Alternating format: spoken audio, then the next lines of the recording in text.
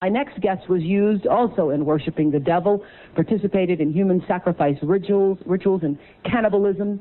She says her family has been involved in rituals for generations. She is currently in extensive therapy, suffers from multiple personality disorder, meaning she's blocked out many of the terrifying and painful memories of her childhood.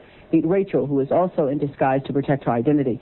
You come from generations of ritualistic abuse? Yes, my family has an extensive family tree, and they keep track of who's been involved and who hasn't been involved.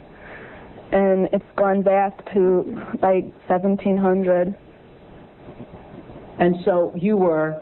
Right, I was born into a family that believes in this. And does everyone else think it's a nice Jewish family?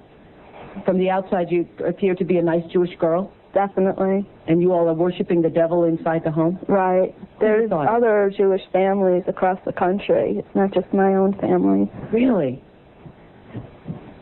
And so who knows about it? Lots of people now.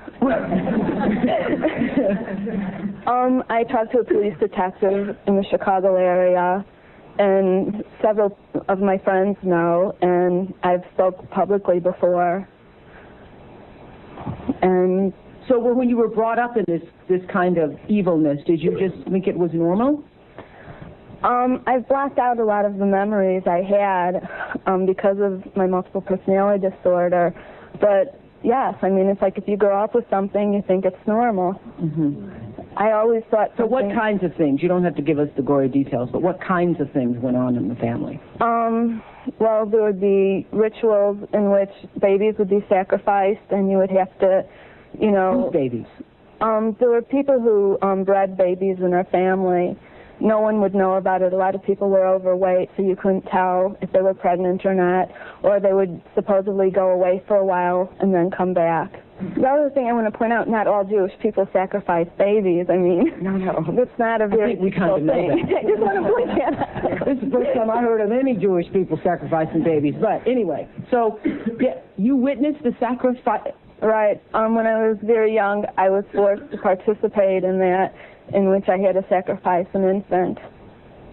And the purpose of sacrifice is to what? Is to bring you what? What are you sacrificing for? For power. Uh-huh. Power. And so, were you ever used? Were you ever used yourself? I was molested. I was raped several times. Mm-hmm. And what's your mother doing? She's... In all of this? What's her role in all of this? I'm not exactly what her role is. I haven't, recovered all of my memories, but her family was extremely involved. Mm-hmm. She brought me to it. Mm-hmm. Both of my parents brought me to it. And where is she now? She lives in the Chicago metropolitan area. She's on the Human Relations Commission of the town that she lives in, and she's an upstanding citizen.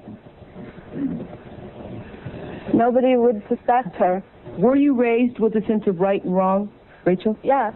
I mean, it's like I had both. I mean, to the outside world, everything we did was proper and right, and then there were the nights that things changed, that things just got turned around. What was wrong was right, and what was right was wrong. That's what helps to create somebody to develop MPD. Mm-hmm. Multiple personality. Right. Now, in your family, did you all call it worshiping the devil? No, Rachel? Or I don't know. It was just evil, these things you did. Right. Well, I said it was evil, and they said it was good.